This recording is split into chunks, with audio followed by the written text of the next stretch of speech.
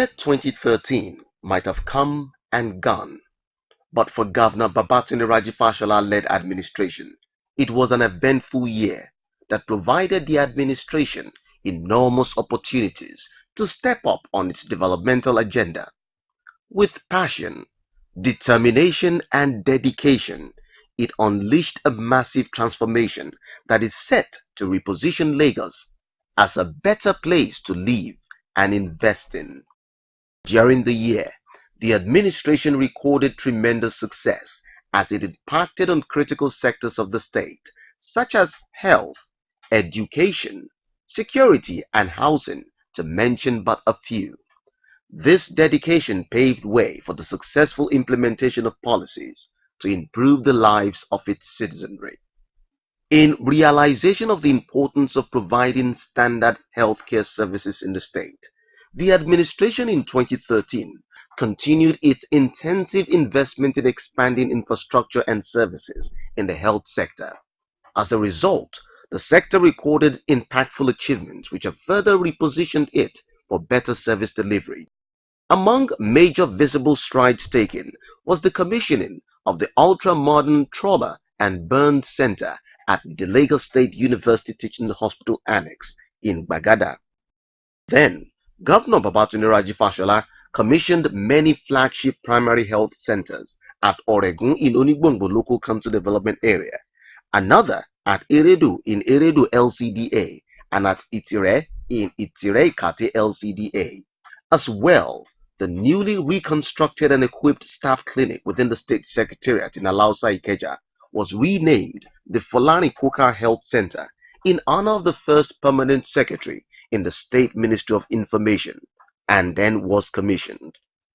Other projects yet to be commissioned but already completed include the Lagos State Schools of Nursing Complex located within the premises of the Alimosho General Hospital in Igodo, a mortuary at the Badagry General Hospital, maternal and child health complex at Alimosho General Hospital, and a 3-4 L-shaped building extension at Harvey Road Health Center, which are under construction, amongst others.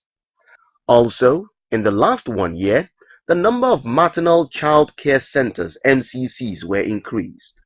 The centers, which underscores the determination of the government to improve the quality of healthcare delivery for mother and child in line with the Millennium Development Goals 2 and 3, received a boost. New MCCs were delivered at Amuwodofi and Alimosho local government area. These have expanded access of pregnant women to improved antenatal and postnatal services. In the area of preventive health care, many programs were organized by the administration for members of the public to create awareness and check their health status. These include Free Health Mission, which was taken to more than 10 local government and LCDAs, and through which 1,025 patients underwent eye screening. 959 screened for cervical cancer, out of which 27 clients were referred. 5 had chirotherapy, and 2 women diagnosed with cancer of the cervix. Screening program also took place at the new Garage Motor Park, during which community eye screening was conducted, and 248 out of the 340 patients were given glasses. Breast, cervical, and prostate cancer screening programs were also conducted at Alimosho, Shomolu, and the Lagos Island local government. And to bring this awareness campaign on how we can improve our lives, how we can improve our healthy living, how we can make our business more comfortable, more reliable to ourselves, to our families, to other road users, and also to be a pride of our state, Lagos. The Motor Park Health and Safety Awareness Campaign has become a very effective platform where we meet and talk to our drivers, as well as other stakeholders, the market men and women, conductors, motor owners, and all other stakeholders in this respect. And to let us know the importance of consumption of alcohol in our system, the responsible way in which we can consume alcohol for the safety of ourselves as drivers, the safety of our other road users, and for us not to endanger our lives. This is a very, very important platform. In addition to sensitization and awareness campaign, we have screened 2,500 public transportation drivers for blood alcohol content, substance abuse, hypertension and diabetes. And also to let you know that with this screening program, we have discovered that a large number of all of our drivers are diabetics, they are hypertensive, they have substance in their system, and they are still prone to taking dangerous substance while driving. About 2 years ago, we sat down, formed a team, and we said, what are the common problems that our people encounter with respect to road traffic? What are the common lifestyles that people who inhabit garages exhibit? And we sat down. We decided that for us to reduce death on our roads, for us to reduce the incidence of road traffic accidents, we needed to address the use of hard drugs like cocaine, marijuana, all other substance abuse. Apart from that, what can we do to also help our people, especially commercial motor drivers, to ensure the safety of our people? And we said we will also check them for hypertension like we do for other people. We screen them for diabetes, and more importantly too, we check their sight. Because if a driver drives and he falls ill or he falls in an accident, he's not the only one. More people who are his passengers are also at risk. And we talked to the Ministry of Transportation, how do we check all this? And this is how we came about with this program. The Health and Safety Awareness Program, Road Safety Awareness Program. Again, the government embarked on intensive dredging, cleaning and maintenance of drainage channels across the state to ensure free flow of rainstorm and storm water to control flooding and avoid destruction of lives and properties. The exercise complements construction of collector drains at Coconut in Ajegunle, Oladuni in Meron, Celeste Street in Agbado Kyodo, and Pipeline in Idimu, amongst others. The administration effected stronger enforcement and control on the activities of sand miners in the Badagry axis. This ensured that acts detrimental to the safety of the environment was discouraged. Regular monitoring of landfill sites and transfer loading stations was also undertaken. In March of 2013, the administration organized the 5th edition of its annual Climate Change Summit. This was held at the Eco Hotel and Suites, Victoria Island, Lagos. The theme of the summit was Vulnerability and Adaptability of Climate Change in Nigeria, Lagos State Housing, Transportation and Infrastructure sectors in focus. On 14th of July 2013, the 6th edition of the annual tree planting exercise was also held. The campaign, which aims to address global warming issues and the creation of safe and healthy environment, has planted over 1 million trees since inception. 5 years ago when we started this summit, one of the things I said was that your generation will ask questions in a short time to come about what we did or we failed to do. And that I hope that your judgment, when that time comes, will be to look back and say about us that we made an effort to preserve this planet for you. And this is why year after year, in spite of its costs, in spite of its exertions, we hold this summit as a demonstration of our commitment to make it better. This summit helps us to broaden our knowledge about how to discharge our most fundamental responsibility, to save lives and to protect property. If we look around our world today, in perhaps the last 5 to 10 years of conflicts globally, no human conflict, no war, civil or external, has claimed as many lives as the disasters of nature have claimed. No war has devastated human property and assets as natural disasters have. So this is the biggest war of our time, and it is a war that if we come together to fight, I am sure that the human civilization will win. You know, I believe that during the presentations, adaptation was mentioned many times, and it was even suggested that at some time the human species will adapt and mutate so much, they will probably be able to live within this environment. Make no mistake about it, find it away. This planet will not disappear. We will come and we will go, and we will mutate in different forms. And if it becomes necessary that this planet is taken over by water, I am sure that human beings who will live in water will evolve and adapt. If you look at our quest for water supply and even for energy, how many rivers we have dammed, how many water bodies we have altered their courses so that we can take what we want. Nature will not sit back and watch us do this without responding.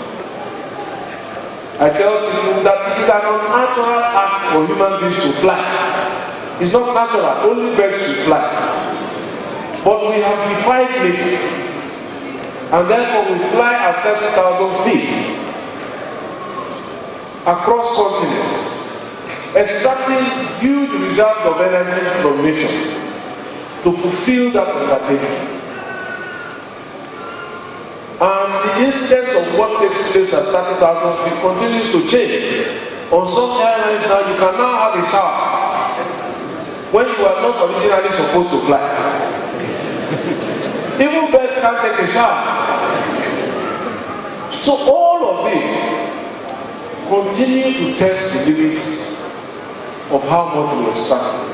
Oh yes, we do big holes. Have we sat down to imagine and try to quantify how many cubic tons of laterite we have extracted from nature? How many tons of granite we have blasted in order to make cement and gypsum we have extracted? What large areas of forest we have deforested in order to make the best furniture? Are we even asking ourselves how much copper we are mining today in order to be able to film me as that man is doing now on his iPhone, so that we can text and tweet? Because it is copper that drives all of these machines. So as long as we continue to do that, we are disturbing the natural balance for our own survival. Nature will react. Once we agree to slow down things, nature will also pull back. Faced with the ever-increasing need to provide adequate accommodation for its teeming populace, Governor Babatunde Fashola commissioned the Emeka Anyoku Housing Estate in Ikeja. Located in Ikeja Government Reservation Area besides the Lagos State Police Command, this estate comprises 10 blocks of houses. 9 of these blocks have 8 units of mansionettes each, while the 10th block has 7 units of mansionette. Although many of you will see a housing estate, I see a lot more. But this project for our government is a treasure of many useful lessons of life. Inside this project, there's a history of urban renewal. And there are very hard lessons that we have learned about project planning and project management. This building, this estate, this project also shows us all very clearly to our own faces that we are fallible because we are human beings and that we will make mistakes. So inside this estate, there are lessons of the mistakes that we made, and that it is not making mistakes that matter. It is getting up after you have made those mistakes, admitting that there were errors, and going back to deal with the problem. Two most enduring lessons in this project, for me, typify the character of our government. An absolute commitment to the preservation of human life and a respect and celebration of public service. Let me share some of these lessons with you. In talking about an urban renewal lesson here, as you have heard today, this estate in which we converge today was a wasteland and refuse dump. It was the sub in the government reservation area of Ikeja. It was actually the government of my predecessor, Governor Tinubu, who took the bull by the horn to put an end to this eyesore. But regrettably, we the officials underestimated the level of degeneration that had taken place here. And as the construction progressed, we started observing structural failures here. We engaged very reputable structural engineers, and indeed part of their advice was that it was possible to save some of these structures at the time. But I cannot forget the debate in the Executive Council meeting on that fateful Monday, when that whole council unanimously voted to demolish all of the 8 blocks that had already stood here, and that we should restart the project from the beginning. There were arguments about money that would have been wasted by that decision. But there was a stronger argument that morning that provoked our conscience. And this was the argument that if we had to choose between money and life, what would we choose? And that cabinet chose life over money.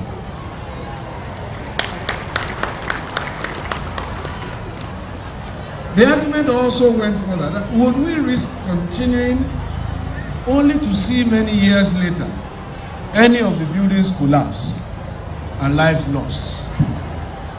And we asked ourselves that day, how would we feel then, assuming we let it go and the inevitable happened? How would we feel knowing that we had a chance to prevent it and we did not? That argument for us was too compelling to ignore. That class of commissioners and special advisors who served with me between 2007 and 2011 voted unanimously to bring down the structures and start again. It is amazing how prophetic their decision was. Because after the buildings came down and the foundations were excavated, we found all sorts of unsuitable material, including tires, in the foundations. Of course, this was understandable. It had formed part of the debris in the waste. But all of these were quickly removed. New foundations were designed. And today we can put our integrity behind the structural stability of every building on this estate, that they will outlive their owners and benefit their descendants for the entire design life of the building. Lagos Homes, a bold attempt at social integration across different income groups, targets the construction of over 2,624 mixes of 1, 2, and 3-bedroom housing units in the same block in 22 housing estates in different parts of the state. On completion, these units can be accessed by Lagosians after initial payment of a certain percentage, while the rest is spread through mortgage arrangements across a specific number of years in a rent-to-own agreement. In the quest to deepen opportunities in the tourism sector, The state embarked on the preservation and rehabilitation of Vlekete slave market, the restoration of the former colonial district officers' residence, the rehabilitation of the Heritage Museum and the redevelopment of marina and shoreline protection, all in Badagry.